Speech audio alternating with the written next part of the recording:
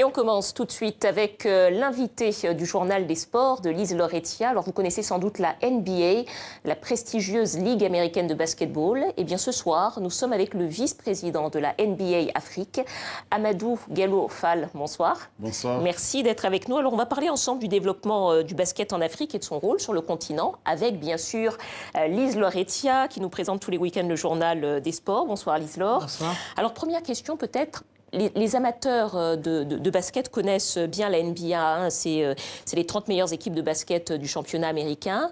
La NBA Afrique, c'est quoi? La NBA Afrique, c'est un démembrement de la NBA. Nous sommes une ligue totalement globale avec 14 bureaux. Au total, le quartier général se trouve à New York, mais nous avons des bureaux en Chine ou en Inde pour l'Amérique latine. Et le bureau Afrique fait partie de ce réseau qu'on a ouvert en 2010. Et quelles sont vos principales actions sur le continent? L'objectif, c'est de développer la NBA sur le continent, mais aussi en nous focalisant sur le développement du jeu, du basketball. On s'est concentré sur le développement à la base au début parce qu'il fallait rendre le basket accessible à tous ces jeunes garçons et filles qui ont énormément de passion.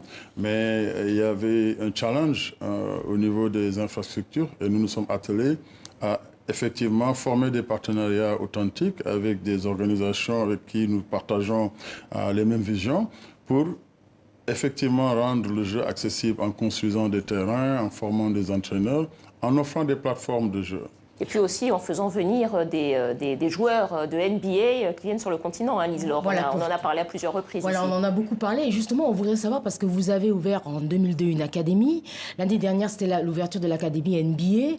L'une de vos plus grandes réussites, c'est Gorgidien, hein, le pivot du Minnesota. Alors, qui peut entrer dans ces académies? Oui, tout jeune Africain qui a du potentiel et qui a de la passion pour le jeu. Gorgui, il est sorti de l'Académie CID que nous avions créée à travers une fondation pour juste redonner, pour redonner et créer des opportunités à des jeunes qui aspiraient peut-être à atteindre le plus haut niveau de basketball. Cette académie a été créée par la fondation CID, le Sport for Education and Economic Development, que j'ai créé il y a 20 ans. Alors, maintenant, la NBA Academy Africa est un autre maillon en partenariat avec CID qui cible maintenant à identifier des jeunes de partout en Afrique. Garçons et filles. Garçons et filles. Nous sommes à Saly au Sénégal. On a construit une infrastructure de standard mondial où il y a des jeunes qui sont venus de 8 pays différents. Et pour une première année, je pense que c'est déjà un bon début et on cherche à couvrir toute l'Afrique.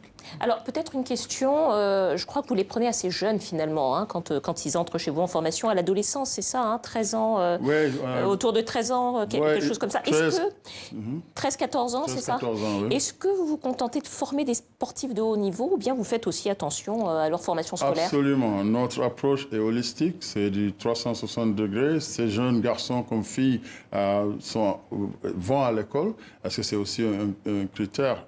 Nous cherchons vraiment, à travers le basket, à construire de bons citoyens pour l'Afrique.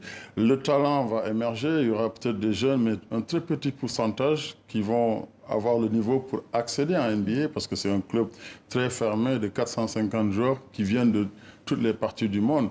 Alors ici, nous nous exhortons à faire comprendre à ces jeunes que l'idée, c'est d'utiliser le sport comme un outil, comme je l'ai fait, comme l'ont fait d'autres, comme Dikembe Mutombo et bien d'autres qui ont pu, par la pratique du sport, du basketball, évoluer. Et certains en NBA, certainement, mais il y a des milliers et des milliers qui ont eu des bourses universitaires et qui sont devenus autre chose que des basketteurs professionnels. Alors justement, il y a beaucoup qui vont à NBA. Est-ce qu'on peut imaginer dans les prochaines années qu'il y aurait un championnat NBA en Afrique ou est-ce que vous allez délocaliser au Canada ou en Angleterre? En quelques mots.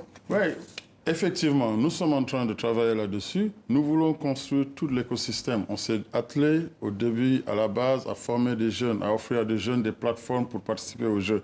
Maintenant, il y a évidemment tout ce talent qui va émerger, que ce soit de la NBA Academy ou aussi des jeunes qui ont des bourses qui vont en Amérique. Ils vont revenir parce que nous avons l'intention de créer une ligue panafricaine de basket. Créer avec une des ligue. Partenariats, effectivement. Et créer du rêve, j'imagine, exactement, de la même façon. Du rêve très, très réalisable.